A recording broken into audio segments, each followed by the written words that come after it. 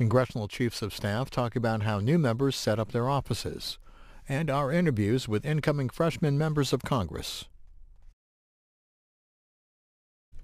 Today, President Trump held his first cabinet meeting of 2019. They discussed the ongoing government shutdown, and Homeland Security Secretary Kirstjen Nielsen talked about the administration's efforts to build a wall along the border with Mexico. The president also takes questions from reporters in this hour and 40-minute meeting.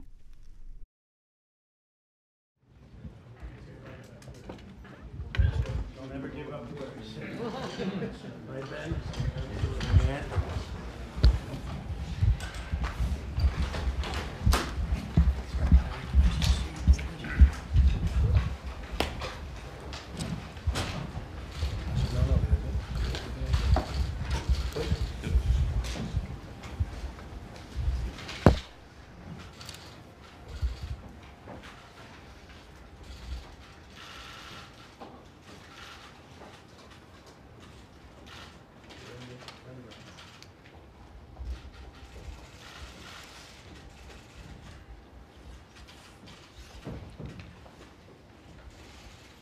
Okay, thank you very much. Thank you all for being here and joining the first cabinet meeting of 2019. It's going to be a very exciting year. I think it's going to be a very good year.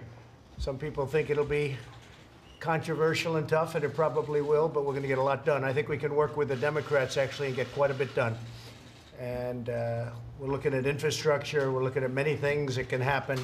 I think that both sides want. We just did a very big and very highly touted criminal justice reform bill, and that's a very bipartisan thing, and we finished off the year with that. We had a tremendous year in terms of achievement, whether it's regulation cuts or tax cuts or anything else you can name. So many things we did, judges, including 2 Supreme Court judges, and many federal bench judges. So we've had quite a time, and we're going to have, I think, 6 more years of great success, but I think this coming year is going to be tremendous, actually. Every day, Border Patrol encounters roughly 2,000 illegal immigrants. Have to talk about this. Trying to enter our country, 2,000 a day, and that's a minimum. Every week, 300 Americans are killed by heroin, the vast majority of which comes across through our southern border. Our southern border is like a sieve. It just pours through our southern border. And unless we're going to have physical barriers, it's never going to be able to be stopped. Too much money is being made. Last month, 20,000 minors were illegally smuggled into the United States. In the last 2 years, ICE officers arrested 235,000 criminals who were able to come in over the years through the United States. And we have a very tough border. I think you see that even last night, where people charged the border, tried to get through, but they couldn't because we have a wall up. And but tear gas was flying, and a lot of things were happening, and I guess for the most part, you've seen it. It's very sad. If they knew they had a physical barrier, if they knew they had a wall, if they knew they had something that's going to stop them, they would have never come up in the first place. When you see children getting sick, they get sick on the trail up. Very sick. It's a terrible journey. It's a horrible journey. You read the things that go on in those caravans. And if they knew they couldn't get through, they wouldn't even start. Another one's forming in Honduras. And we've very much lowered the payments to Honduras and to a few other countries that are not playing right, because there's no reason for caravans to be forming. They shouldn't allow it to happen. The United States needs a physical barrier, needs a wall, to stop illegal immigration and to halt deadly inflow of drugs and crime. You have human traffickers. It's a thing that's horrible. Think of it, human trafficking. They kidnap people, they steal people, and they sell people. And because of the internet, one of the bad things that happens with the internet, one of the many bad things, but because of the internet, it's the highest it's ever been in history.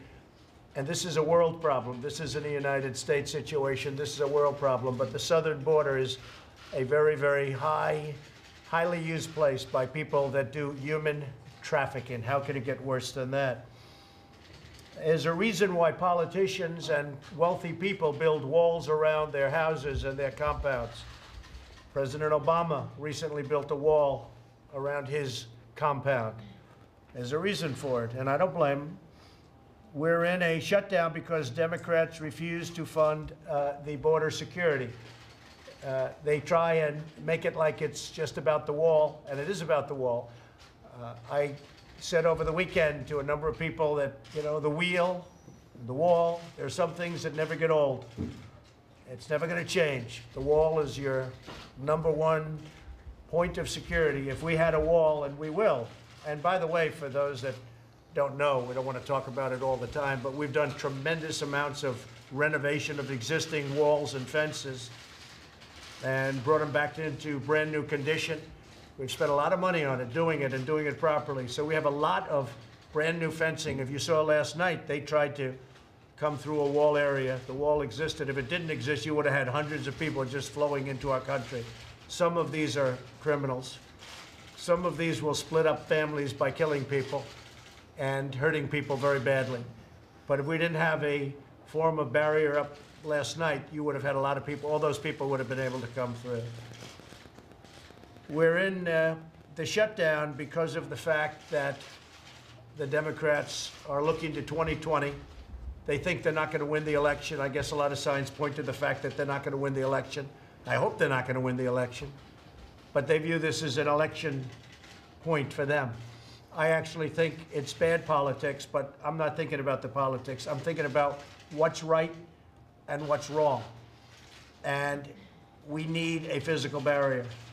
Everything else is bells and whistles. I know more about drones than anybody. I know about every form of safety that you can have. And it's all good, but it's just very minor compared to the power of a wall. All of the people you see coming up, if they knew we actually had a physical presence there, a physical barrier, even when you have the soldiers who have been fantastic, we've had our military. But when you have the military, you have Border Patrol, you have ICE. It doesn't, I mean, it's great to have, but you have 2,000 miles. You have anywhere from 500 to 600 miles where you need the barrier. Some of it we've now completed, as you have seen and as I've told you.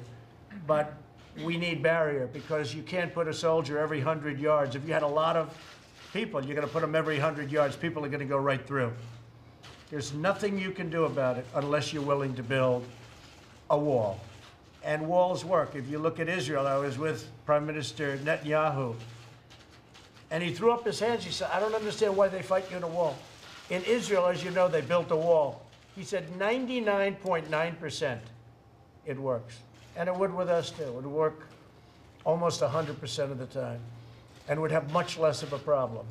And we'd save money, so much money, on a monthly basis. Probably would pay for itself in a month or two because we lose pretty close to $250 billion on illegal immigration.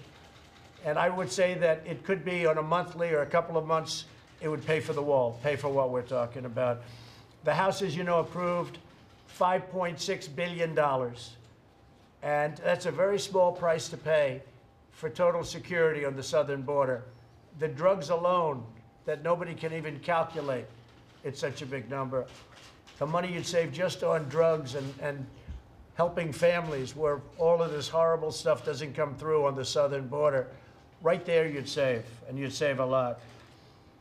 The new Pelosi bill, and by the way, we're having, I guess they call them the Big Eight, so the Big Eight plus me are meeting in a little while. I think it's going to be 3 o'clock to discuss the border. We have ICE and we have Border Patrol. They're going to make a plea for the wall. They need the wall. They can't do it without the wall. All they can do is add many, many more men and women, but the protection isn't good because you're going to go to a certain area, you don't have the wall, they're going to walk right through. Like the killing that took place a few days ago, the young police officer, great young, beautiful person, great family, just took a picture with his son and his wife for Christmas, and a few hours later he was shot and killed by somebody that just came across the border. Things like that wouldn't happen, or certainly they'd be happening far, far less. Now the Democrats in the bill want $12 billion additional for foreign aid. They want $12 billion more. It's $54.4 billion, which is by itself a lot. But in foreign aid, they want $12 billion over the $54 billion. Think of it. We give $54 billion, a lot of it because they want to give it. They don't even know who they're giving it to. In many cases, people don't even know the name of the country. They know nothing about the country. And yet, so they're going to give $54.4 billion in foreign aid, but they want $12 billion more than that in foreign aid, but they won't approve $5.6 billion for a wall that's going to pay for itself almost on a monthly basis. It's just politics, folks. It's purely politics. So we have a lot of loopholes, whether it's catch and release, the world's most ridiculous loophole. You catch somebody and then you release them. Now what we're doing is we're catching and retaining. The problem is we have to build vast fields of rooms and places for these people to stay that we're catching, and it's physically not possible, nor is it possible even cost-wise. But we're catching and retaining.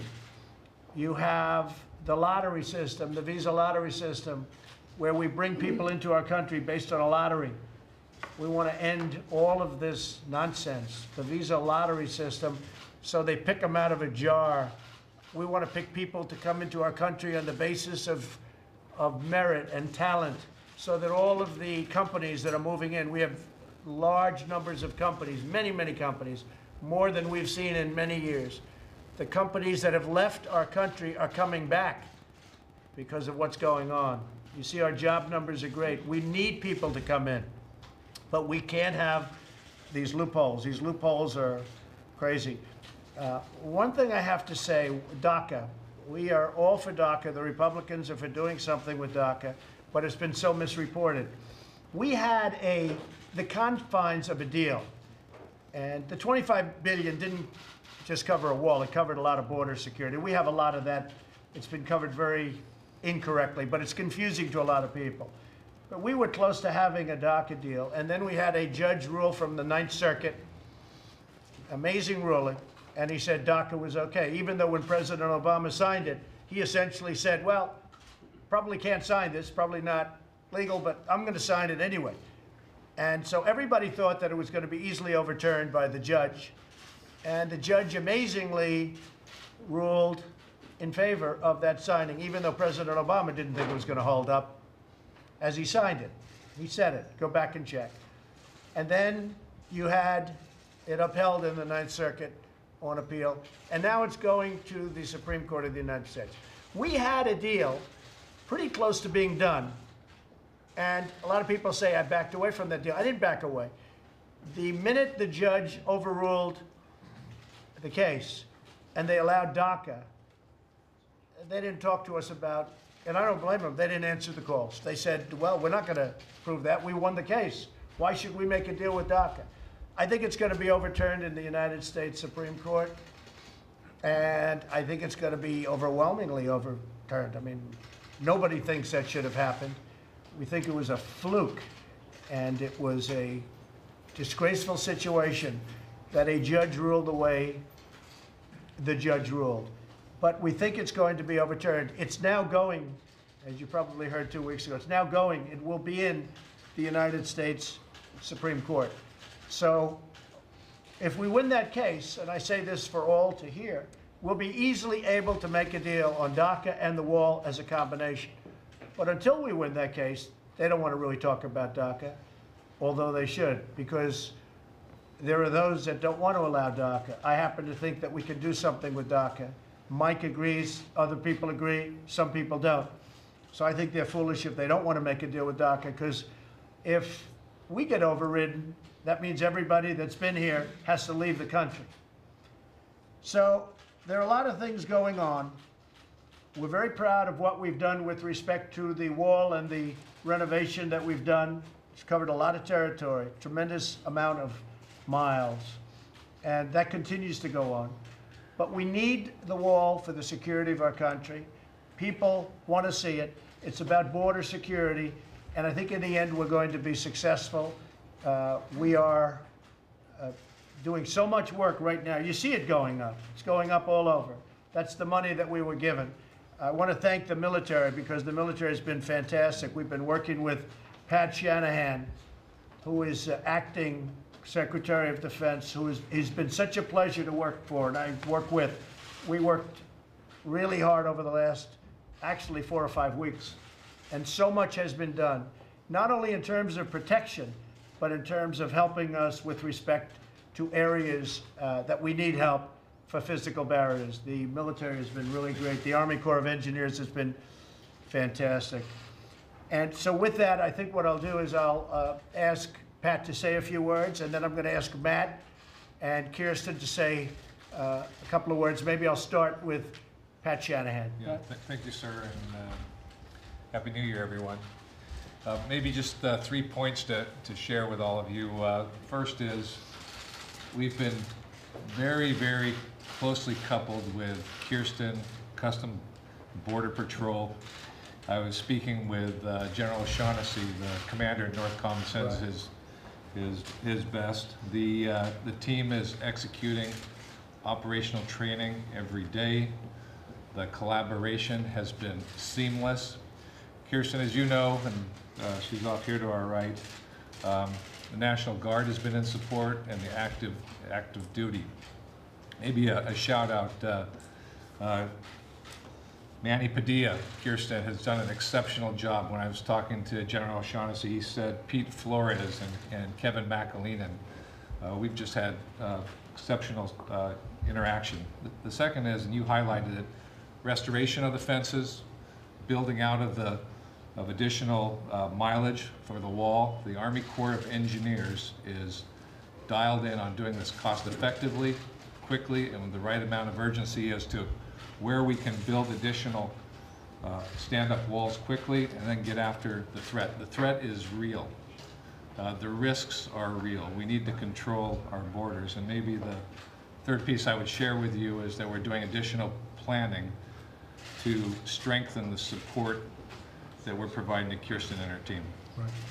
Well, your people have been fantastic, and you've headed it up, and I have to say they really have done a great job. And again, we want to finish it, we want to complete it, because you can't have a partial wall, because people come through the area that's not built, but the areas that are built, nobody's getting through. You can't get through, unless you're a world-class pole vaulter in the Olympic team.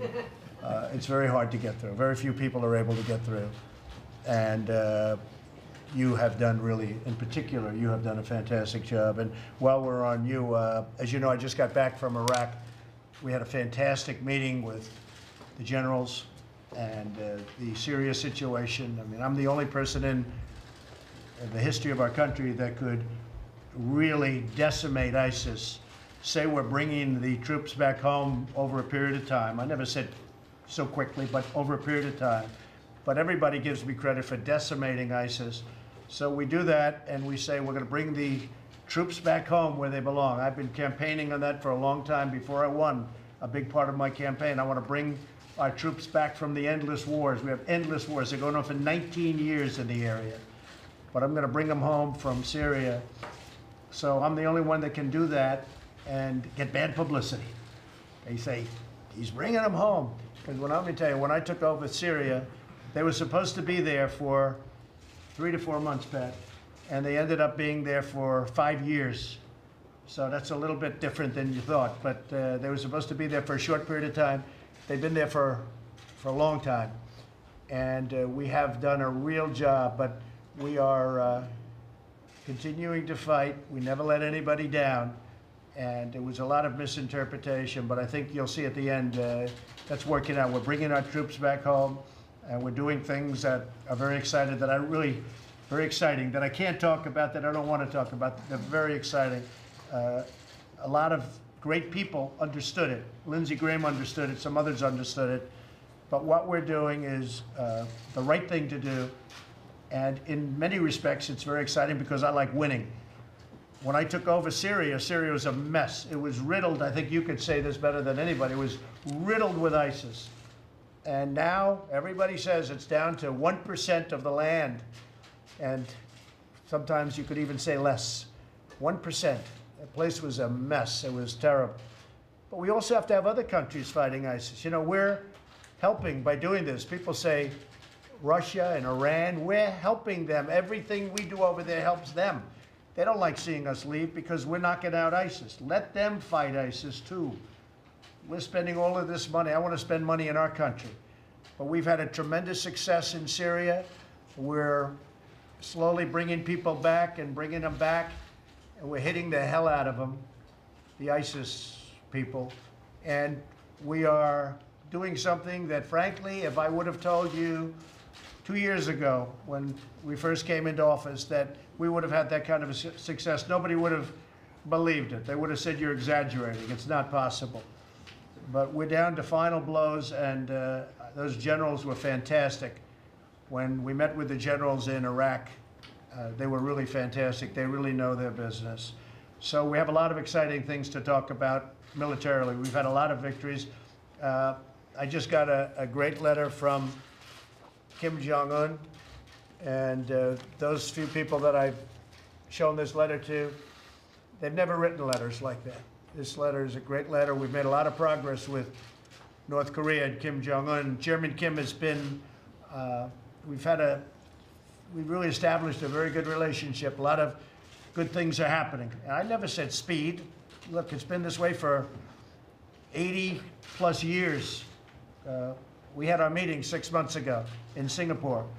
We'll probably now have another meeting. He'd like to meet, I like to meet, but we've established a very good relationship. We're given no credit for it. You know, frankly, if this administration didn't take place, if another administration came in instead of this administration, namely Mike and myself and the group around this table, you'd be at war right now. You'd be having a nice big fat war in Asia, and it wouldn't be pleasant. And instead of that, we're getting along fine. I'm not in any rush. I don't have to rush. All I know is there's no rockets, there's no testing. In fact, I watched last night PBS. I haven't seen it in a while, PBS. And I just noticed, you know, I was in the White House all by myself for 6, 7 days. I was very lonely. My family was down in Florida. They were all, I said, stay there and enjoy yourself. But I felt I should be here just in case people wanted to come and negotiate the border security. But I have to say that I was watching PBS and they really covered it accurately. They said that in Chairman Kim's speech, he really wants to get together.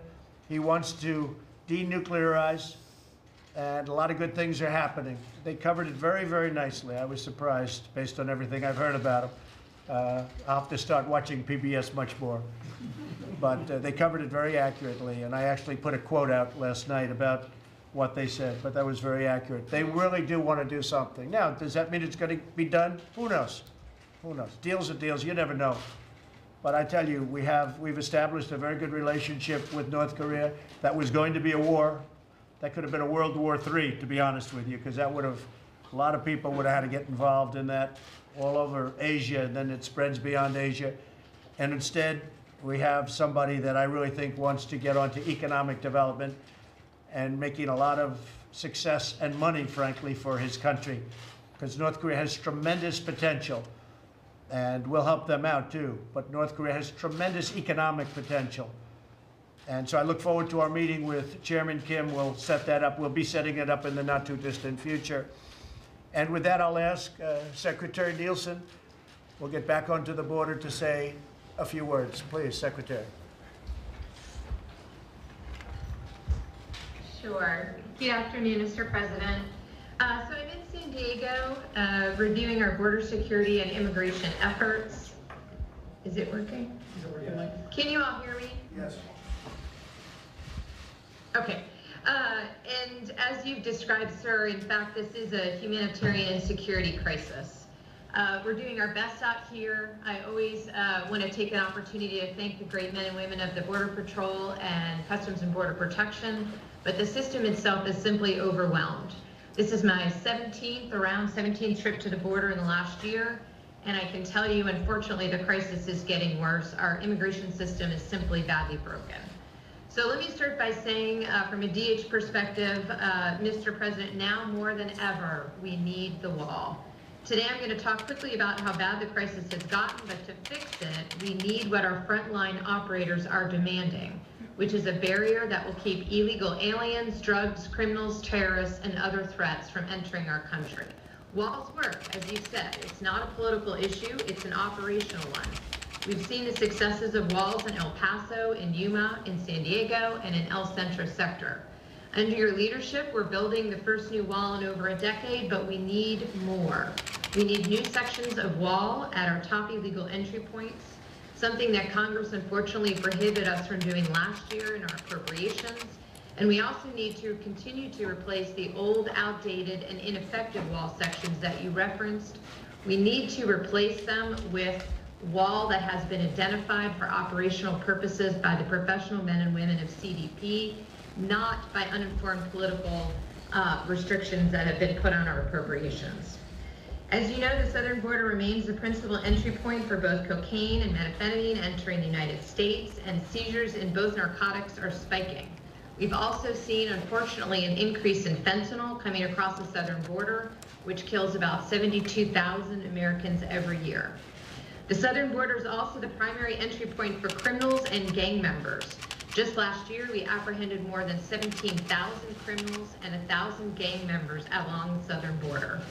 We are also concerned about potential terrorists as well. As you know, in 2018 alone, we apprehended 3,000 special interest aliens coming into our country along the southern border.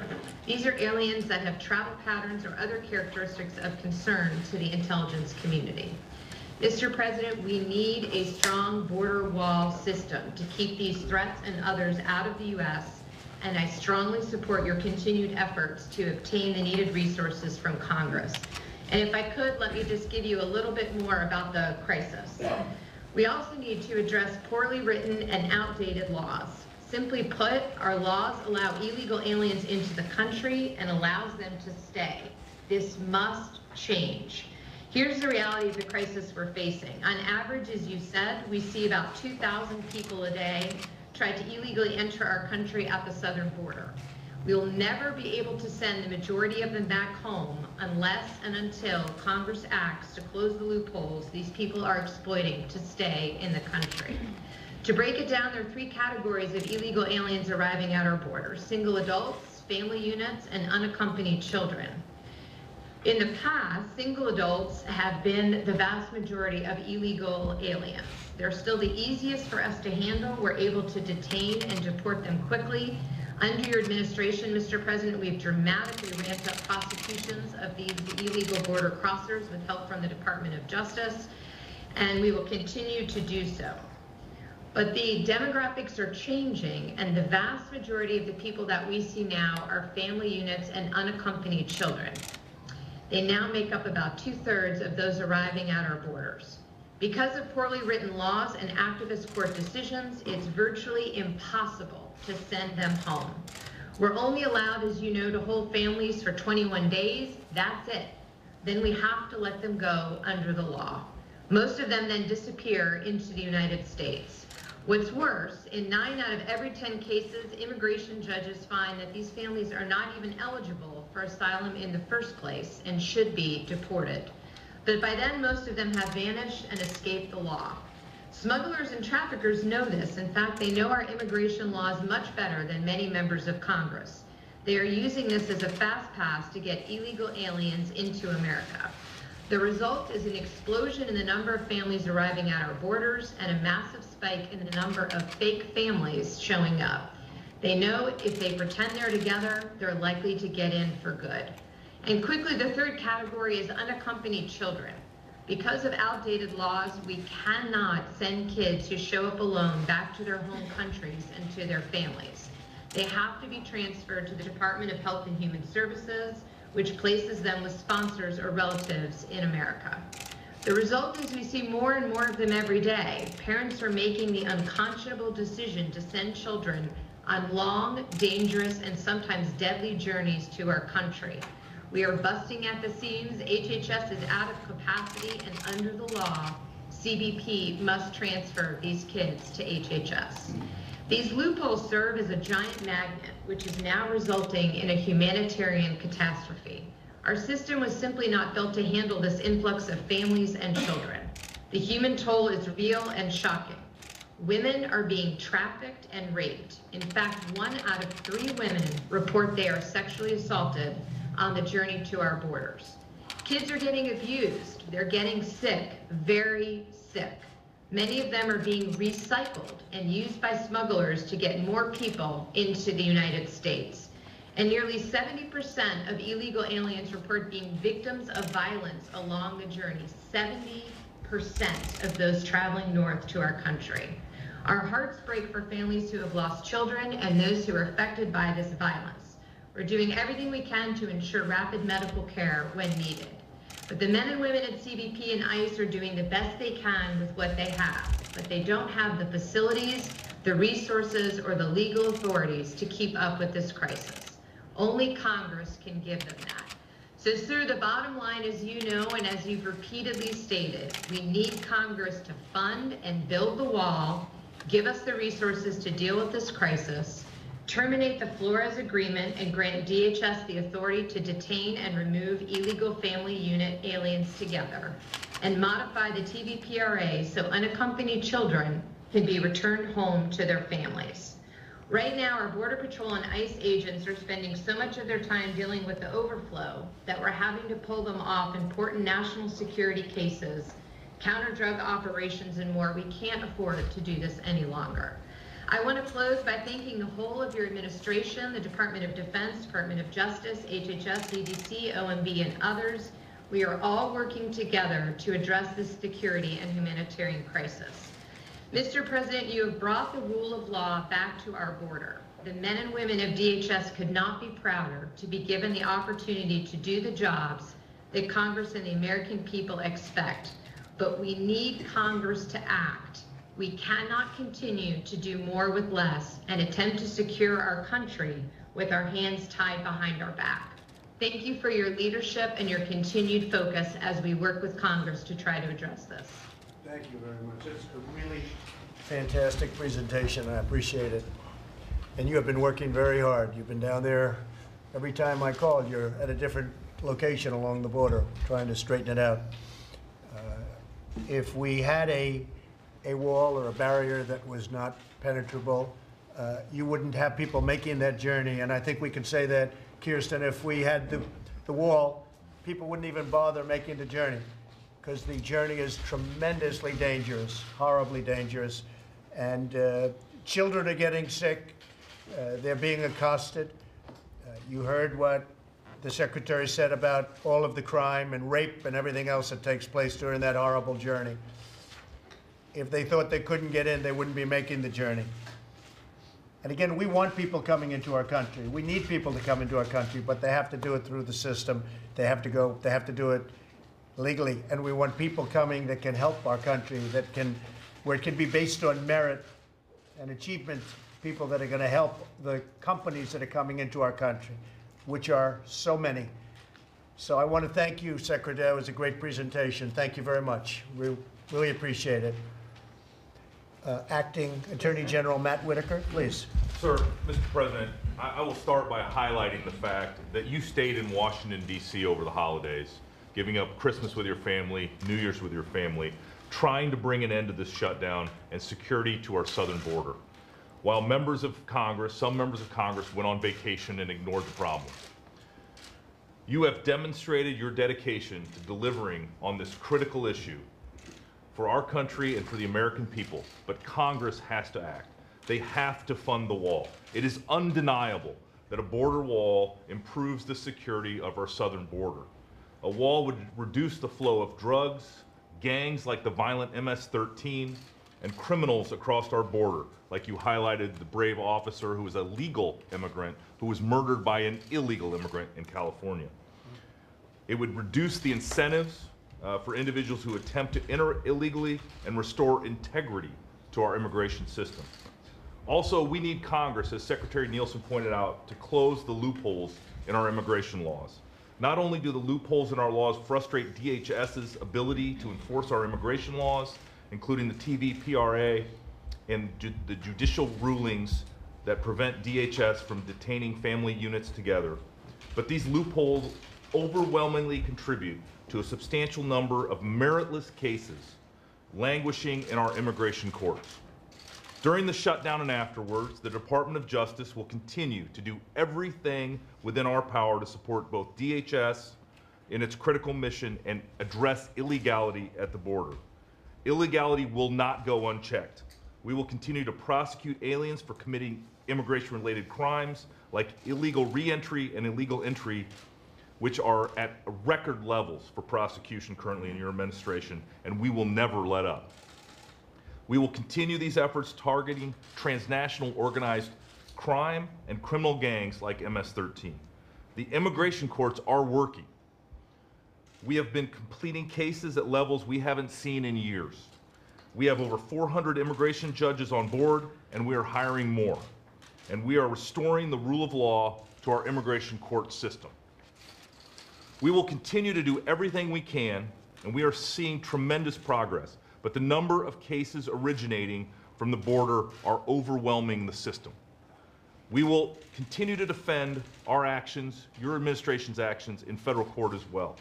This administration has taken strong action to restore legality to our immigration system, but advocates continue to try to frustrate us in federal courts. We will prevail.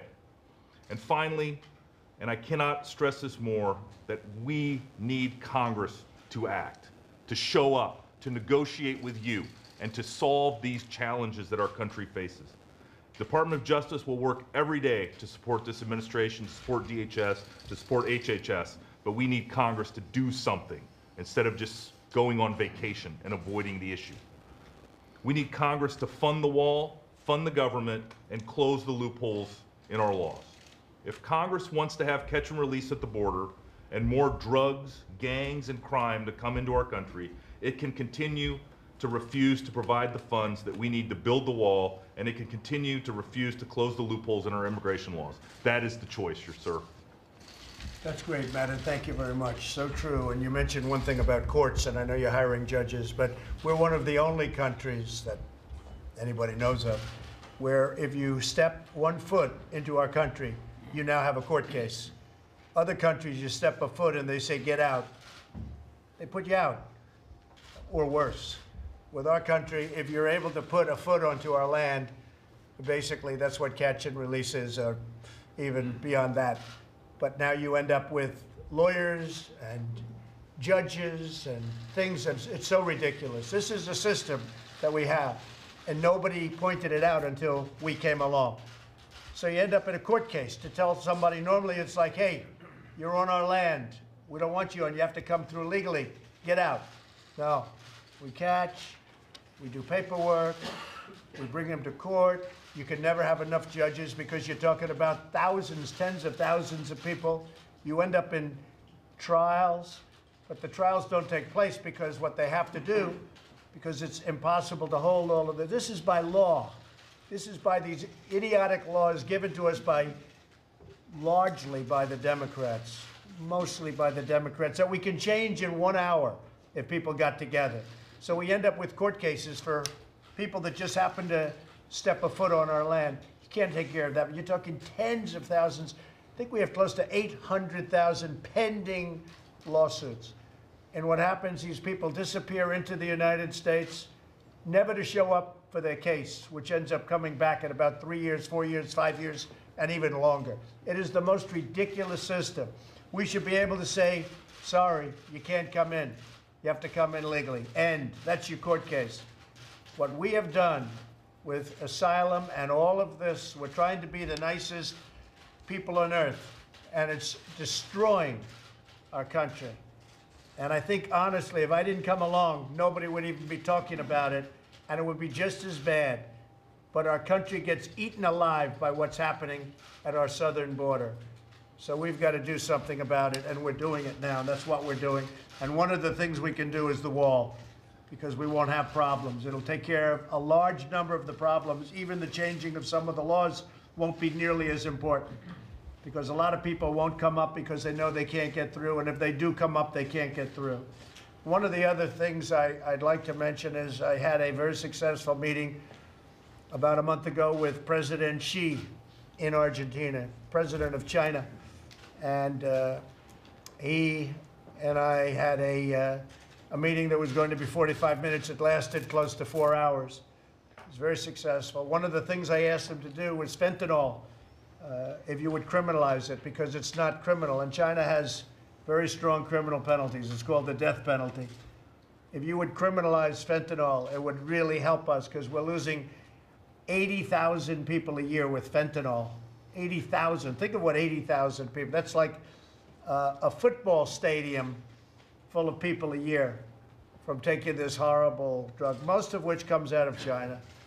And he's agreed to criminalize it. That was a big statement. He agreed immediately. And by the way, it wasn't a long negotiation. It was really a negotiation on trade, which is coming along very well. We'll see what happens. But before I started with trade, I talked about fentanyl. And he agreed to criminalize it, and criminalize it at the highest level, which means, I assume, death penalty.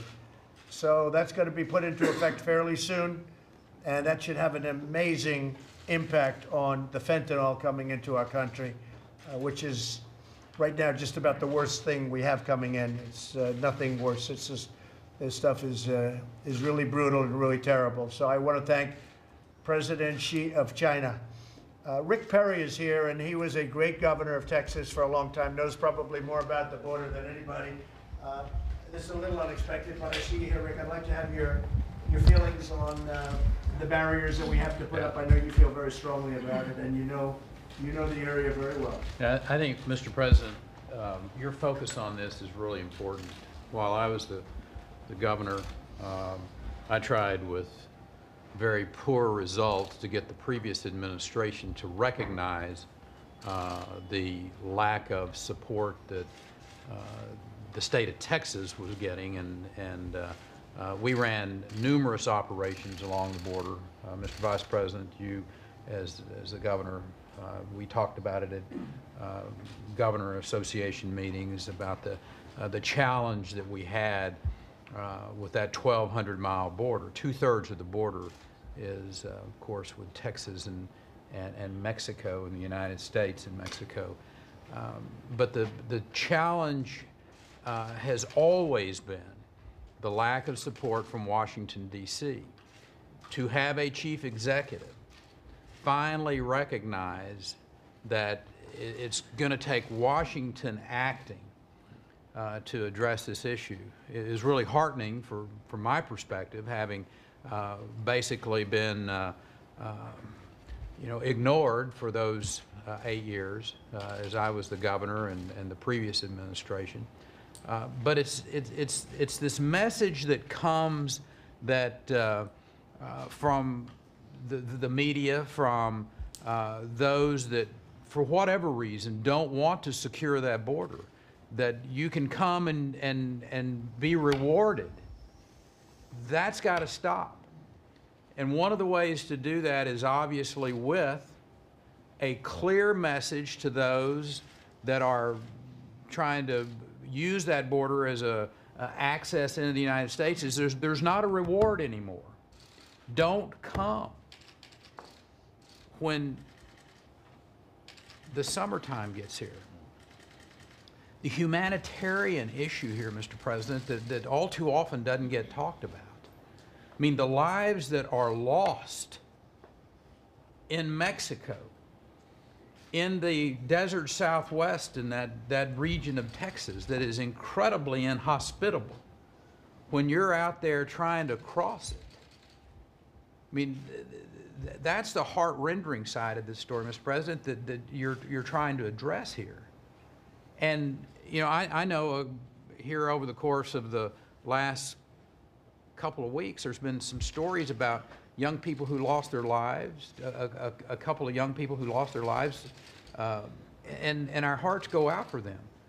But what about the literally hundreds of people who have died trying to cross that border because of the incentive that people have given them, all of these different incentives to come and penetrate that border? And you're standing up and saying, don't come. Don't put your family in jeopardy. You know, I'd personally like to see the media really get, focused on those stories about what you're doing to stop that type of of danger and frankly hostility to these individuals. Building that border security is the most powerful message that we can send. But the most powerful message is from the Chief Executive of the United States standing up and saying, Congress, you got a responsibility, a duty to protect and defend the people of this country. I'm sitting here ready to negotiate with you. I'm sitting here ready to find a solution to deal with this horrendous condition that we find in this country. All they need to do is come and sit down with you, Mr. President. I know where your heart is. I know where the people around this table's heart is. We're ready to find a solution to this issue of illegal immigration, of drug trafficking, of potential terrorist activity along that southern border. And we've got the expertise. All we need is the will from Congress to come, and we'll be more than happy to partner up with them and find a solution to this. That's really great. Thank you very much. And they'll be here, I guess, at 3 o'clock, so we'll see what happens. We'll see what comes of it. You know, I have to say that it would be a lot easier if I never took up this issue, if I just left it the way it was, where people stream into the country, and we've had tremendous difficulties. You look at the numbers, you look at the crimes, you look at what we do, what we're doing now. We're taking out thousands and thousands of people that are in, as an example, MS-13, the gang. It's a brutal gang, a vicious gang. They love using knives because they're far more painful than guns. And what they do to people is incredible. And we're moving them out by the thousands. People don't talk about that. We're moving them out by the thousands. They came here over years, and they've taken over towns in Long Island and other places. They're bad people. And we're doing tremendous, we're doing big numbers. They don't like Donald Trump, I can tell you that. They don't like me at all, and that's just fine. That's the way I want it. But MS-13 and other gangs, we're getting them out. And ICE and Border Patrol, these people have done an incredible job. They are going to be making the presentation at 3 o'clock to the folks coming up from Congress. But I have to tell you, it'd be a lot easier if I didn't do anything, if I just sat and enjoyed the presidency like a lot of other people have done, and don't bring up the southern border, and don't talk about all of the problems that were taking place at the southern border that nobody wanted to discuss. The fact that people would just flow in like it was water, and a lot of things happened. They'd stay in. Look, when you hear, I've been hearing 11 million, I've been hearing 12 million, I've been hearing 35 million. For years, we've been hearing the same numbers. You've been hearing the same numbers. I used to hear 11 million all the time. We'd always stay right at 11. I said, does it ever increase or go down? No, it's 11. Nobody knows. It's probably 30, 35 million people. They would flow in mostly from the southern border. They'd come in, and nobody would talk about it. Nobody would do anything about it. And a lot of problems were caused, including problems to our educational systems, to our hospital systems, to so many different things that we have, and tremendous damage was done. So it would have been a lot easier for me to sit back and just let it continue, but it was out of control. And our strong economy makes it even more difficult because people come up, because our country is doing better by far than any other country in the world from an economic standpoint. We're the talk of the world. And we had a little glitch in the stock market last month, but it's still up, I guess, around 30% from the time I got elected. And it's going to go up once we settle trade issues. And once a couple of other things happen, it's going to go up. It's got a long way to go, tremendous amount to go. The trade deals we're making are fantastic for our country, fantastic.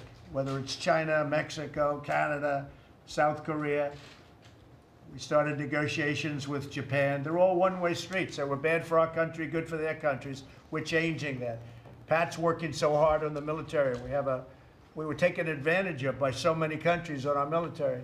We're providing all they want, and they're not helping us. They're not doing anything toward helping us monetarily. It's disgraceful. I've been saying it for years, disgraceful. We're giving military protection to countries that are very wealthy, and they're not doing anything for us. You can call them allies if you want, and we have some great allies, but a lot of our allies were taking advantage of our taxpayers in our country. We can't let that happen. And Pat Shanahan agrees with that, and he's agreed with that for a long time. So, and that was very important to me. I couldn't get other people to understand it. They couldn't understand it. They didn't get what I was saying. So, a lot of great things are happening.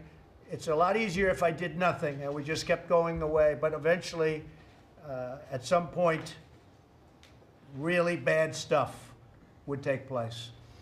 So we're very proud of the job we're doing. I'm very proud of the people around this table. I'd like to, we're talking about the migration coming up, and just if Alex Azar, who's been doing a fantastic job getting drug prices down, we're almost ready to make that big final push where they're going to see something, Alex. It's not an easy situation. They've been trying for years, but I don't think anybody's actually been trying. We have been, and we've done an incredible job. You'll see a final couple of strokes made. It's going to be, which takes a long time to set up statutorily. Statutorily, we've gone through a big process, and I think you're going to see a tremendous reduction in drug prices. And a lot of great work was done, along with Secretary Acosta, who has created some incredible healthcare programs, cooperative programs, where the price of healthcare has really gone down much far below Obamacare, far below, and some really great programs that people are signing up, I hear, in tremendous numbers. Yeah. I'd like to, and thank you, very great job you've done on healthcare. A lot of people don't know about it, but we've set up some incredible healthcare programs that are far better than Obamacare and a lot less expensive. But if I could ask Secretary Azar just to say, where the children are coming up and they're very sick by the time, these are young children, and they're forced to come up. And remember this, the coyotes, these are bad ones. The coyotes, but not stupid. They know our laws better than the people that wrote them. The coyotes are using children to gain access into this country. They're using these children. They're not with families. They're using the children. They're taking the children. And then they dispose of the children after they're done. This has been going on for years. This isn't unique to us, but we want to stop it. Secretary, if I could ask you to just talk a little bit about the children's situation and how sick some of these children are by the time they get to the border. Sure, Mr. President. Thank you very much, and thank you for your strong leadership in the efforts to secure our borders and fix our terribly broken immigration system. We at HHS have a role in addressing the tragic consequences of this broken system through caring for these unaccompanied alien children, or UACs. These are minors who arrive at the border without their parents. Traveling to the U.S. border is extremely dangerous, with minors suffering physical, mental, or sexual trauma on the way to this country. Parents should not send their kids on this journey. This is not a compassionate act, it is a dangerous act. It is endangering your children. Unfortunately, more and more minors have been arriving at our border over the last year. When UAC are apprehended at the border, the Department of Homeland Security takes them into custody. DHS then refers them to HHS, where we then select a grantee to care for them until we can release them to a suitable sponsor. While we saw a dramatic drop in the number of unaccompanied children arriving after the president took office, the numbers are now rising significantly. In calendar year 2017, we received approximately 29,000 unaccompanied children. In calendar year 2018, we received approximately 51,000 unaccompanied alien children referrals, almost doubling from the previous year. Currently, there are almost 13,000 unaccompanied alien children in our care, and we expect that number to rise during the new year. We brought more capacity online to address the situation, almost doubling our capacity in the past year. But having to continually expand capacity is simply a symptom of a broken system. Caring for unaccompanied alien children in an appropriate environment is also incredibly expensive. Care for UAC in fiscal year 2018 cost about $2 billion just for that. And we expect something similar for this coming year unless the situation is addressed. Imagine if we secured our border and we didn't have to spend that $2 billion caring for these kids, what we could do with that $2 billion. We also have had to provide technical assistance and surge capacity to help address medical needs of both adult and children migrants when they arrive in DHS facilities.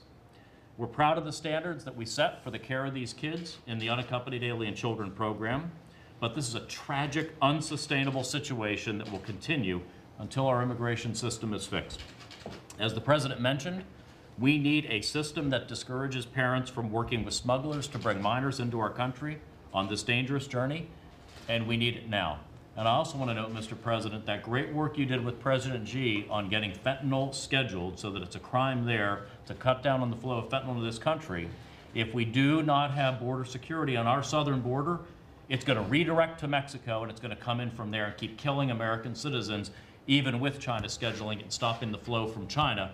We'll get it out of Mexico if we don't get this border secured with a wall. Well, thank you very much, and thank you also on what you're doing with drug pricing. It's going to be something. I really think it's going to be something very spectacular. We appreciate it. Thank you, Secretary. Mr. Vice President, please. Thank you, Mr. President. And having spent the Christmas break here in Washington along with you, I want to thank you for the strong stand you've taken for border security, not just because you said you would, but because, as the Cabinet and the nation looking on today can see, you recognize that we have a crisis at our southern border. We think of the tragedy of Officer Singh, a legal immigrant to this country, being struck down by an illegal immigrant at the time of the Christmas holiday. We think of the videos that the American people woke up to today of a large assault on our border that required our Border Patrol to deploy tear gas. This is the information you hear every day, we are made aware of every day, but you bringing it before the American people and being willing to take a strong stand to shut down the government until we secure the funding to build a wall and bring about the kind of changes that will achieve true border security, I know is something that millions of Americans appreciate, and I personally appreciate your stand. You gave the numbers before, but they're worth repeating. 17,000 criminals have been apprehended attempting to come into this country. Since this administration took office, 235,000 criminal illegal aliens have been apprehended by Immigration and Customs Enforcement in this country. We think about the tragedy along the border that the secretaries both spoke about today, but we think of the human cost to the American people and our society by not addressing this issue in a meaningful way. Mr. President, you directed our entire team to reach out to Democrats in the Congress.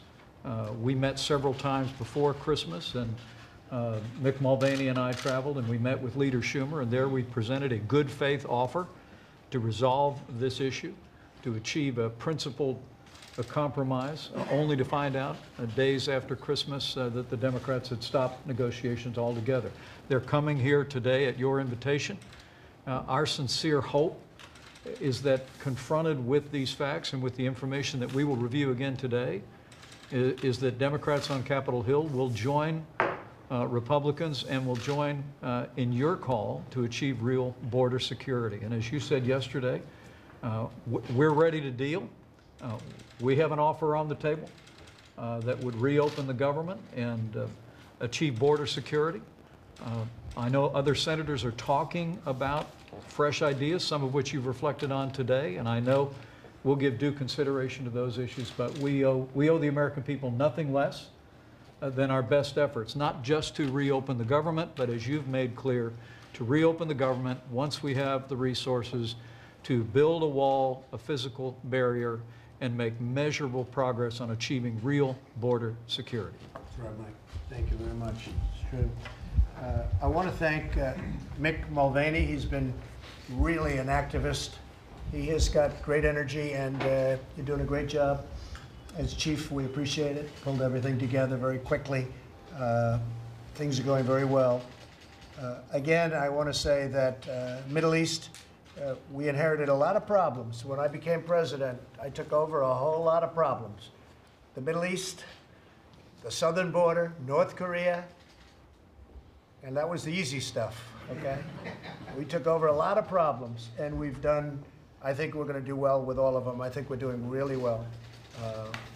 We're doing, whether we should have ever been in the Middle East or not, that's a question for a lot of people. You know where I come from on that.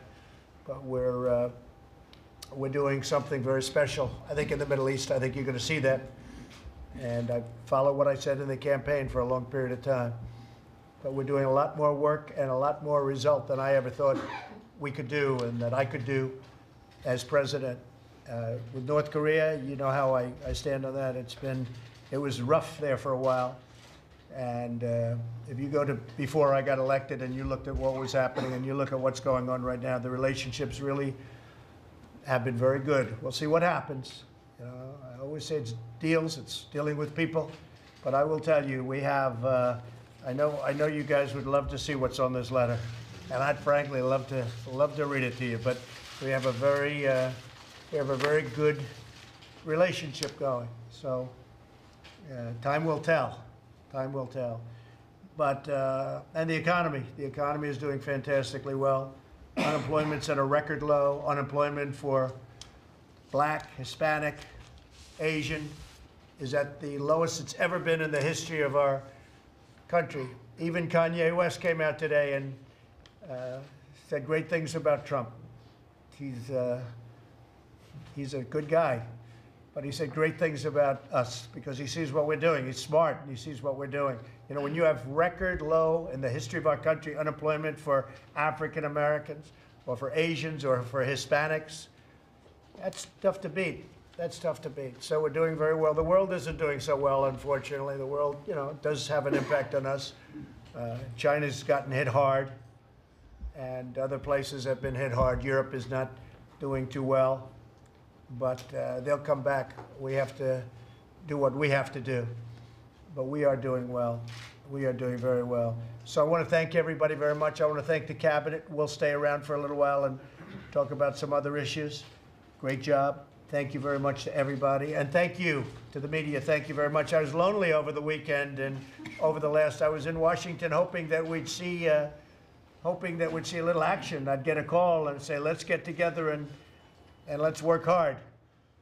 But they chose Hawaii over Washington.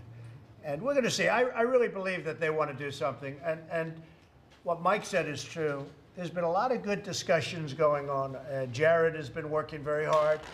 And some of the talent we have around this table has been, even though they're not on that issue, they've been working hard. They have a lot of friends in Congress, on both sides of Congress. And we actually have a lot of good discussions going on. I think that the Democrats want to see something happen. And I can tell you, I know that the Republicans want to see happen. But you can't have border security without the wall. You can't have border security without a very strong barrier. Call it anything you want, that doesn't matter. But it's got to be very powerful. It's got to be very strong. Something that people cannot just walk through. You have that, many of the problems that we've spoken about today will totally disappear. Even some of the laws that we have to have changed. We have to have changed right now because they come into the country. We have to have laws once they enter. And nobody's going to be able to enter when we do it the way we're doing it. So we've made a lot of progress on the wall, a lot of progress on the renovations. Much of that is finished. And we just gave out a large, Secretary Nielsen, we just gave out, and we're in the process of giving out additional large contracts for many miles, 115 miles of wall in a very important area, as I said to you over the weekend. And I just appreciate everybody coming. It's our country had a lot of problems when I was elected, and we have a lot less problems now. And I think a lot of the big ones, we're in the process of getting them solved. The southern border would be one, but we have a lot of others too. And we're in the process of solving problems that a lot of people thought were not solvable. And the easiest way when you don't have a problem that you think is not solvable, don't do anything. Just sit back and enjoy the presidency. But I can't do that. I want to get them solved for the country because we have a long way to go. This country has a great future with tremendous potential. We have a long way to go. And we want to solve the problems, not just sit back and enjoy the presidency. So thank you all very much for coming. We appreciate it. Thank you. Mr. President, thank you, Mr. President, and Happy New Year. I want to ask you a few questions. Most notably, is there a number below $5 billion that you might be willing to accept in order to reopen the government and get this thing moving forward? Well, I'd rather not say it. Could we do it for a little bit less? It's so insignificant compared to what we're talking about. You know, I've heard numbers as high as $275 billion we lose on illegal immigration. And Here you have a wall where you're talking about to complete, because again, a lot has already been done. You know, we've been getting money in. Somebody said that we didn't spend the money. Well, we have spent it, but we don't pay contractors before they finish the job. That's one of the other things that Pat and I sort of instituted. We like to have people do the work. So if we're building a wall, we're paying as they build it. We pay it when it's finished. So they do a good job. This way, if they don't do a good job, we don't pay them. So not all of the money has been paid, but the money has been used. So maybe you guys can remember that when you say that I haven't spent the money. We spent the money. We want to finish it up. The $5.6 billion approved by the House is such a small amount compared to the level of the problem. When you see that the Democrats want to give away $12 billion extra, and we're giving away $54 billion in foreign aid. So we give money to countries, but we don't give money to our own country, which is another thing that I've been complaining about, and we're cutting that back. It's very unfair. When we give money to Guatemala and to Honduras and to El Salvador, and they do nothing for us. When we give money to Pakistan, $1.3 billion, I ended that. A lot of people don't know it, because they haven't been fair to us. We want to have a great relationship with Pakistan, but they house the enemy, they take care of the enemy. We just can't do that. So I look forward to meeting with the folks and the new leadership in Pakistan. We'll be doing that in the not too distant future. But I ended the $1.3 billion that we paid like it was water. We just pay it to Pakistan. So I ended that. And we ended a lot of other money that's being sent out on a monthly basis and a yearly basis to countries that don't even vote for us in the United Nations. We give them billions of dollars. They don't even vote for us in the United Nations. When we want something to help certain countries, and you know, it's not all about the rich countries, because the rich countries really do take advantage of us because they pay a very small percentage of their military, and they cheat on trade. They take advantage of us on trade. Other than that, they're wonderful, okay? But there are countries that are poor, that we will come. We don't want anything from them. We want to help them. There's some horrible things going on in the world, and we want to help those people. We don't want money from them. We don't want that. We're not looking for that. But when you have massively wealthy countries that have very low military costs because the United States subsidizes them, so they take advantage of us on military. They could easily pay us the full amounts, and they also take advantage of us on trade. So when I speak up, I mean, that's why I got elected. Issues like that, issues like the border. And it would be so easy not to do anything. When they say I'm not popular in Europe, I shouldn't be popular in Europe. If I was popular in Europe, I wouldn't be doing my job, because I want Europe to pay. Germany pays 1%. They should be paying 4%.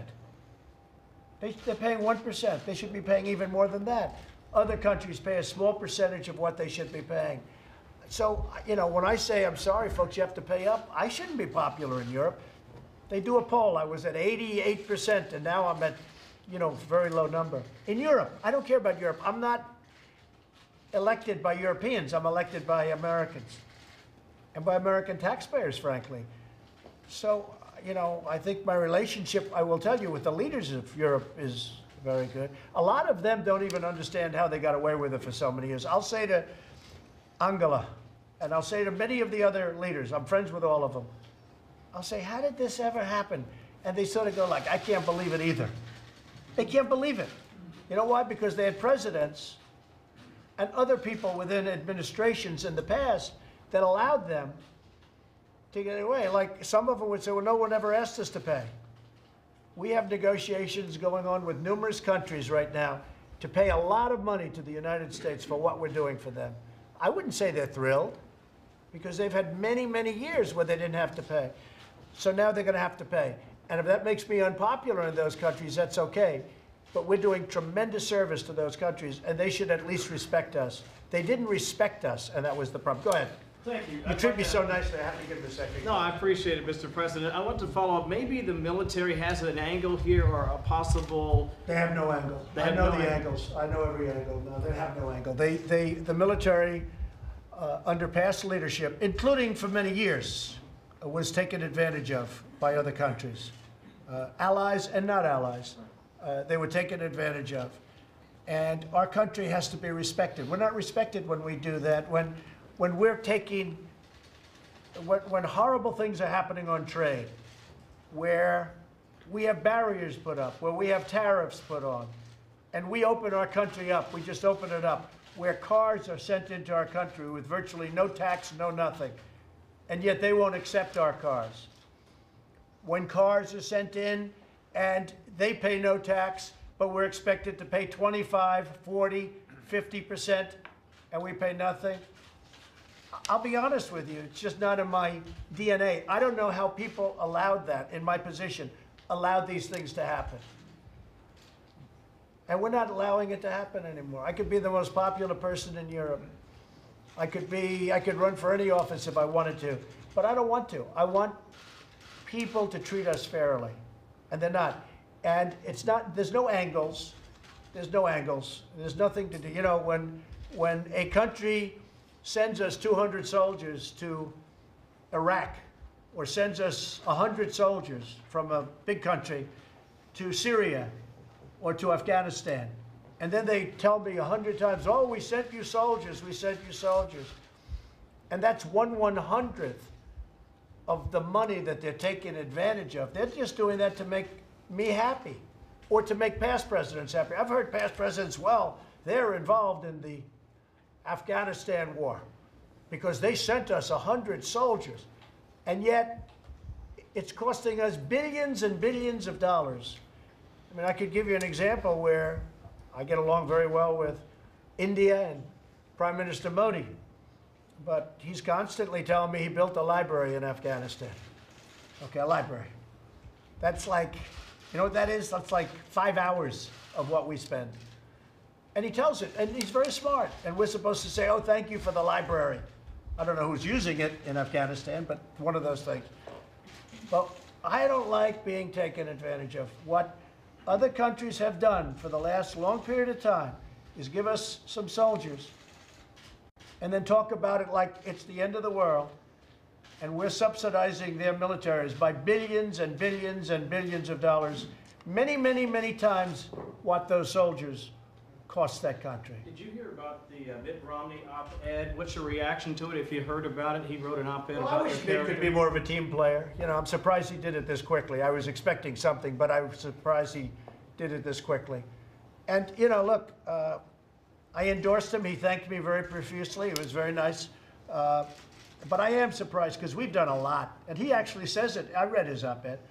He said it. You know, he agrees, and I don't think he would be able, I don't think anybody would have been able to do the tax cuts like I did. We got the greatest tax cuts ever. We got Anwar approved in the tax cuts. We got rid of the individual mandate, which essentially is repeal and replace of Obamacare, because that case from Texas should win in the Supreme Court. I mean, it only was kept, Obamacare. It was only kept because of the individual mandate. Now that that's gone, I don't know how you can possibly keep it. So that's repeal and replace. John McCain voted against it. You know, after campaigning for many years, John McCain voted against it. He went thumbs down, and that was the end of that. For many years, it was repeal and replace, and then at 2 o'clock in the morning, he went thumbs down. So I'm a very flexible guy. We were part of that lawsuit, as you know. And a great judge, highly respected from Texas, said the individual mandate's out. That means that we should win at the Supreme Court, where this case will go. Now, when we do, we will sit down with the Democrats and we will come up with great health care. Far better. Far better. We'll have everything included. We'll have everything included. Far better, because Obamacare is too expensive. The premiums are way too high, and the deductibles don't exist. I mean, the deductibles, you can't even use it. The deductible's so high, unless you get hit by a tractor, you can't even use it. Nobody's ever seen anything like it. The deductibles are so high. Obamacare is a tremendous failure. But now that we won the individual mandate, and that's it, which, by the way, was by far the most unpopular, it was by far the most unpopular thing in Obamacare. So with Mitt Romney, I'd love him to be a team player. Possibly he won't be. I'm surprised he acted so quickly. I gave him an endorsement. I was happy that he won.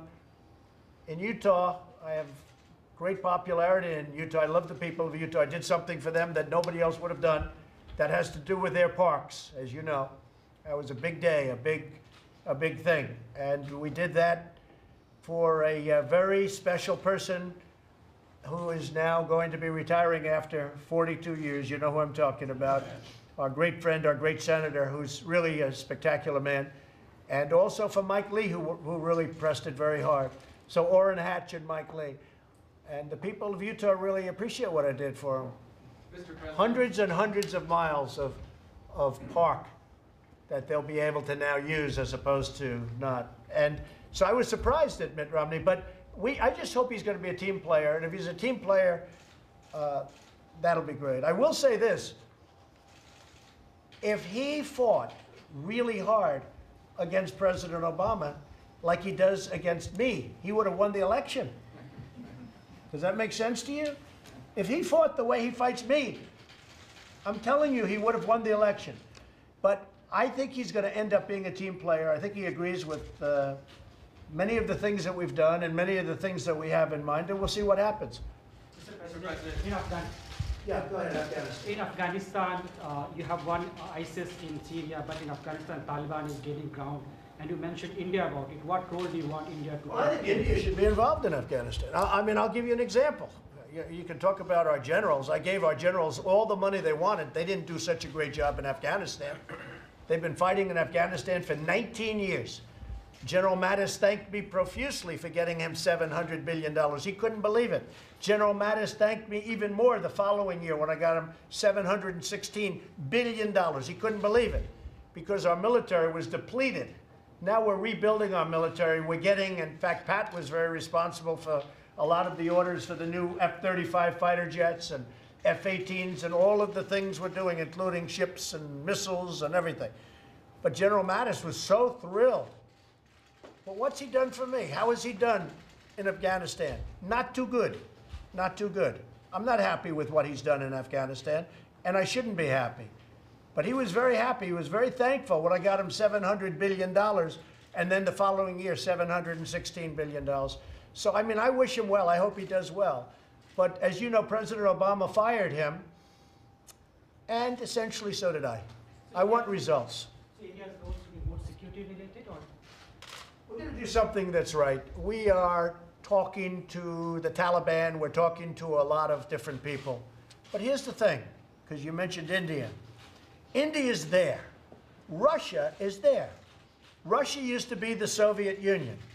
Afghanistan made it Russia because they went bankrupt fighting in Afghanistan, Russia. So you take a look at other countries. Pakistan is there. They should be fighting. But Russia should be fighting. The reason Russia was in Afghanistan was because terrorists were going into Russia. They were right to be there. The problem is it was a tough fight. And literally they went bankrupt. They went into being called Russia again as opposed to the Soviet Union. You know, a lot of these places you're reading about now are no longer part of Russia because of Afghanistan. But why isn't Russia there? Why isn't India there? Why isn't Pakistan there? Why are we there? We're 6,000 miles away. But I don't mind. We want to help our people. We want to help other nations. You do have terrorists, mostly Taliban, but ISIS. I mean, I'll give you an example. So Taliban is our enemy. ISIS is our enemy. We have an area that I brought up with our generals 4 or 5 weeks ago where Taliban is here, ISIS is here, and they're fighting each other. I said, why don't you let them fight? Why are we getting in the middle of it? I said, let them fight. They're both our enemies. Let them fight. Sir, we want to do it. They go in and they end up fighting both of them. It's the craziest thing I've ever seen. I think I would have been a good general, but who knows? But you know what? These are two enemies that are fighting against each other, and we end up going in and fighting. And what are we doing? But I say this, India, great relationship with Prime Minister Modi. He's a great gentleman and a great man, and he's done a fantastic job. He's brought the country together. India, Russia, you look at some of the satellite countries that are extremely wealthy with oil surrounding. I mean, I spoke to some of them. I said to a certain country, very rich country, what would you do if the United States pulled out? Oh, we'd be taken over by the Taliban and terrorists. I said, then why are you charging us when we have to use your country to send product through? Why are you charging us when we send airplanes over your country? We're doing the job for you. Why are you charging us? He said to me, very great gentleman, smart. He said to me, well, nobody ever asked me not to. I said, I'm asking you not to. He said, we will not charge you. And I'm talking about millions and millions of dollars. Flights over his country. But I say to him, what would happen if we weren't here? And he looks at me and he goes, we would be overrun. We could not defend ourselves. And yet he charges us, but he doesn't charge us anymore. Okay, yeah, please, Mr. Jeff. President, you used the word slowly when you were describing withdrawal from Yeah, Syria. I never said fast or slow. What's your timetable? When do you want troops to be out? I know somebody said 4 months, but I didn't say that either. I'm getting out. We're getting out of Syria. Look, we don't want Syria. Obama gave up Syria years ago when he didn't violate the red line. I did when I shot 59 missiles in, but that was a long time later. And when President Obama decided not to violate his statement that never crossed the red line, and then they did it, he didn't do anything about it. You know, making a threat is okay, but you always have to follow through with the threat. If you're going to make that threat, you can't make a threat and then do nothing. So Syria was lost long ago. It was lost long ago. And besides that, I don't want, we're talking about sand and death. That's what we're talking about. We're not talking about, you know, vast wealth. We're talking about sand and death. Now, the Kurds, it's very interesting. Turkey doesn't like them. Other people do. I didn't like the fact that they're selling the small oil that they have to Iran. And we asked them not to sell it to Iran. But the Kurds, our partners, are selling oil to Iran. We're not thrilled about that. Okay? I'm not happy about it at all. At the same time, they fight better when we fight with them. You know, when we send 30 F-18s in front of them, they fight much better than they do when we don't. And you've seen what's happened. But we want to protect the Kurds, nevertheless. We want to protect the Kurds. But I don't want to be in Syria forever. It's sand, and it's death. And when we kill ISIS, if we don't, now everyone says, oh, then they'll come to our country. Well, that's possibly true, a very small percentage. But you know where else they're going? To Iran, who hates ISIS more than we do. They're going to Russia, who hates ISIS more than we do. So we're killing.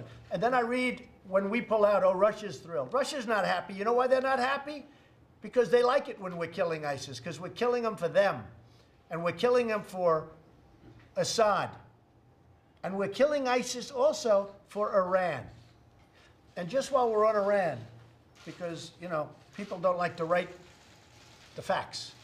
Iran is a much different country than it was when I became president. Iran, when I became president, I had a meeting at the Pentagon with lots of generals. They were like from a movie, better looking than Tom Cruise and stronger. And I had more generals than I've ever seen. And we were at the bottom of this incredible room. I said, this is the greatest room I've ever seen. I saw more computer boards than I think that they make today. And every part of the Middle East and other places that was under attack because of Iran. And I said to myself, wow. I mean, you look at Yemen, you look at Syria, you look at every place. Saudi Arabia was under siege. They were all, I mean, they wanted Yemen because of the long border with Saudi Arabia. That's why they're there, frankly. But every place was under siege. And I actually asked a question, how do you stop these people? They're all over the place. They had plenty of money. President Obama had just given them $150 billion. He just gave them $1.8 billion in cash. I'm still trying to figure that one out, Mick. Gave them $1.8 billion in cash. Plane loads of cash. I mean, cash from 5 different countries. You know why from 5 different countries, Jeff? Because we didn't have enough cash in the tri-state area to give them $1.8 billion. So they had to use the currency of other countries. That's the real reason. So with all of that being said, I did something called terminate the horrible Iran nuclear deal, which, by the way, in 8 years gives Iran the legal right to have nuclear weapons, okay? I did it. Iran is no longer the same country. Iran is pulling people out of Syria. can do what they want there, frankly, but they're pulling people out. They're pulling people out of Yemen. Iran wants to survive now. Iran was a power in the Middle East. They were going to take over the whole Middle East. They were going to take over everything. That was what they wanted to do, and destroy Israel while they're at it. Iran is a much different country right now. They're having riots every week in every city, bigger than they've ever had before. Their currency is under siege, thanks to us. A lot of bad things are happening. When we do all of the things that we've done monetarily to Iran, Iran is in trouble. And you know what? I'd love to negotiate with Iran. They're not ready yet, I don't think, but they will be. But Iran is a much different country right now, Jeff, than it was when I took over. When I took over 2 years ago, Iran was going to take over the Middle East and who knows where, and they were going to have all the nuclear weapons they wanted in a very short period of time because of that stupid deal.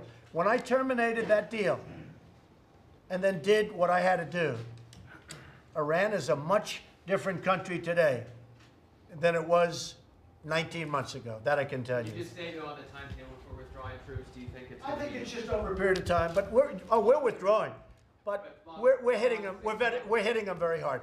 When I met with the generals in Iraq, I said to a couple of the generals, I said, "Why didn't you do this before?" He said, "Sir, our commanders were telling us what to do." I said, "Well, don't you tell them?" "No, sir, we take orders." And they do. You know, they're great soldiers. They listen. I do it differently. I sat around, and after a few minutes, they loosened up, and they said, "This is what we should do." But we were supposed to be out of Syria many years ago.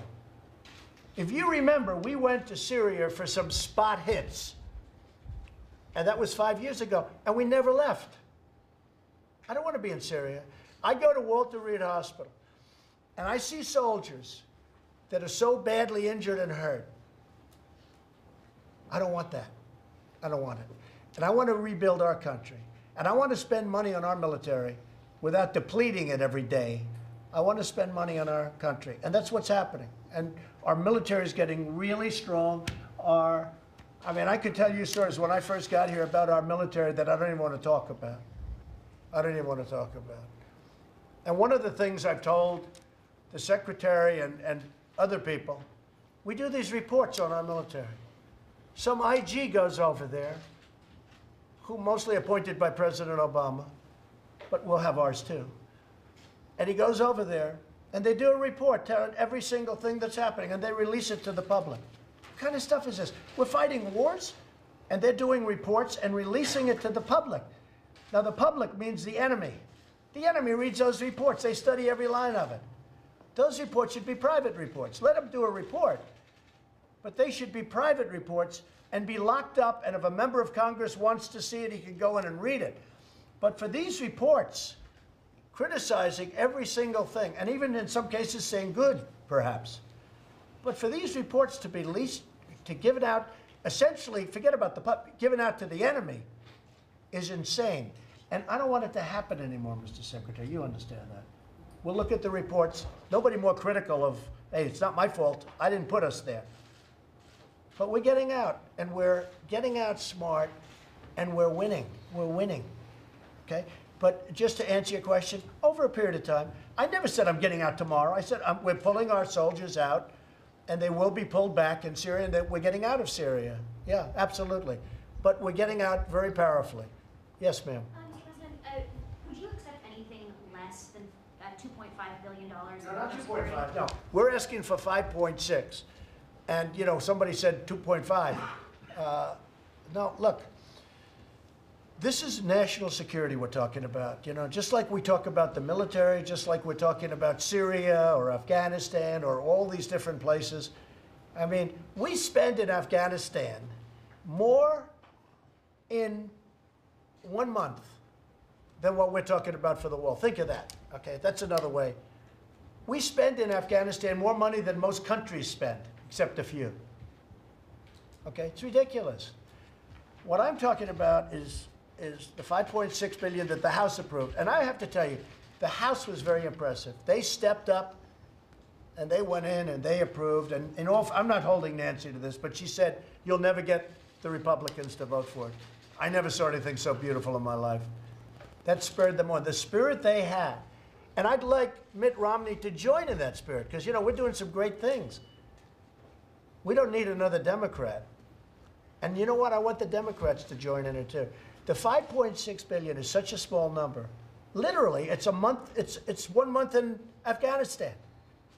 And we're talking about national security. This isn't just a border. This is national security. This is health and wellness. This is everything. So does that mean nothing below 5.6 billion? Well, let's see. Look, let's see. Maybe they have an idea. And I talk also DACA, but I just think that we're better off waiting for the Supreme Court. If the Supreme Court rules that President Obama was wrong, which they should, because, by the way, if he was right, then I've been given tremendous power. Can you imagine me having that power? Wouldn't that be scary? Right? No, if President Obama is allowed to do what he did on DACA, then I'm allowed to do whatever I want to do on things that, you know, probably a president, as he said, probably a president doesn't have the right to do. How long do you think the government is going to stay partially shut down? Could be a long time, or it could be quickly. Could be a long time. It's too important a subject to walk away from. I was here on Christmas evening. I was all by myself in the White House. It's a big, big house, except for all the guys out on the lawn with machine guns, nicest machine guns I've ever seen. I was waving to them. I never saw so many guys with machine guns in my life. Secret Service and military, these are great people. And they don't play games. They don't like wave. They don't even smile. But I was there all alone with the machine gunners, and I felt very safe, Ben, I have to tell you. They're great people, and there are a lot of them. But I was hoping that maybe somebody would come back and negotiate, but they didn't do that. And that's okay. Look, this is really something that should be bipartisan, and we'll see if it is. I hope it is. I hope it is. Okay? Mr. President, are you willing to keep the government shut down until the Supreme Court rules on DACA? No, because I think Supreme Court, no, I think this should be settled. By the way, if the Supreme Court would do a great favor to this country, if they would say the president should not have done that, we will settle this whole thing, including really a big immigration policy, not just border security, which is very important. Because we would do something with DACA. A lot of the Republicans, most Republicans, are fine with some deal on DACA. DACA is okay. These are people that have been in the country a long time. In many cases, they don't even speak the language of the country from which their parents came. So how are you viewing this meeting later this afternoon? Is this, you mentioned Border Patrol coming in. Is this an education campaign? All this is to tell issuing demands to Chuck and Nancy and some others from ICE and from Border Patrol, and also from some local law enforcement, how bad it is, how dangerous it is, and why we need a wall. But they know that. Look, when they say the wall's immoral, well then you got to do something about the Vatican, because the Vatican has the biggest wall of them all. The wall is immoral. Look at all of the countries that have walls, and they work 100%. It's never going to change. A wall is a wall. The others just, I mean, we could have all the drones flying over the people last night as they tried to rush the border. The only thing that stopped them was the wall. If we have drones up there, it's wonderful. We'll get nice pictures. Well, 5.6 is a small amount compared to the problem. How long are you doing? It was never 25. By the way, you know, a lot of people thought it was 25 billion, and that was for overall Homeland security. That was for much more than the wall. The wall was a piece of that. So, you know, a lot of people said he should have taken the 25 billion. Well, that covered a lot more territory than the wall. How long are you willing to keep the government shut down then in order to get it? As long as it takes. I mean, look, I'm prepared. I think the people of the country think I'm right. I think the people of this country think I'm right. Again, I could have done nothing. I could have had a lot easier presidency by doing nothing. But I'm here. I want to do it right. And I'm not only talking here. I'm talking about Middle East problems and other problems and North Korea problems. Can I just ask Mr. Romney, too, why do you think he'll eventually become a team player? And do you I don't know that he will. I hope he does. Challenged from within the Republican Party? I don't see it. I think I have the highest rating in the history of, I was just looking at that poll. Yeah, I think, I mean, I don't know why, but they like me. They say I'm the most popular president in the history of the Republican Party. You see the same polls as I do. A number that is hard to believe considering I never get fair press or good press. How do I have these numbers and I get bad press? Because people see the job we're doing. People see the gasoline is way down. And the reason it's way down is because I called up some of the OPEC people. I say, don't do it. You know, if you look back a few months, gasoline was at $83 a barrel. That was going to be bad. And it was going to 100, and some people were saying 125, Rick. And I made calls. I say, you better let that gasoline flow. And they did. And now it's down to 44. And I put out a social media statement yesterday. I said, do you think it's luck that that happened? It's not luck. It's not luck. I called up certain people and I said, let that damn oil and gasoline, you let it flow, the oil. It was going up to $125. If that would have happened, then you would have had a recession, depression, like we've had in the past when that happened. These numbers that Senator Romney's aware of, why do you think he's going to come around and become a team player? I don't know if he's going to become a team player. I hope he does. If he does, I think it's going to be better for him. I think people are very upset with what he did. He hasn't even gotten to office yet. He hasn't even gotten to office. And he was very happy when I endorsed him. So, you know, I don't know what changed, other than we've succeeded in many of the things that I said we were going to do. And let me tell you, we're succeeding in others. We're really succeeding in things that people thought were impossible to do. So I think that Mitt Romney hopefully will be a team player. And if he's not, that's okay too. Look, I handle it. I mean, I just got rid of, I wouldn't say that. They say they retired. They say that Bob Corker retired. They say that Jeff Flake, wonderful guy. I never even met him and he's hitting me. He was going to tell people how to win in 2020 because 2016 can't. He wrote a book about it. Didn't work out too well, that book, because we won in 2016 because we didn't want to wait till 2020. So Jeff Flake is now selling real estate or whatever he's doing. He'll probably go to work for CNN. That's my prediction. Bob Corker, unfortunately, you know, I had a good relationship. Then he thought he was going to get some publicity for himself, and his ratings tubed, where he couldn't have come in fourth in the primary. He was going to be a senator. Bob Corker was going to be a senator for another 20 years. And then for some reason, he hit me because he thought it was going to be good publicity. It didn't work out too well. So with Mitt, I hope he's a team player, but if he's not, that's okay too. I will tell you, we have some great Republicans. And if you look at the way they're standing up for border security, you'd be very proud of them. If you're a Republican or if you're a person that loves our nation. Thank you very much, everybody. Thank you. Thank you, Mr. President. Thank you very much. Thank you, President. Here's a look at our live coverage Thursday for the opening day of the 116th Congress. On C-SPAN,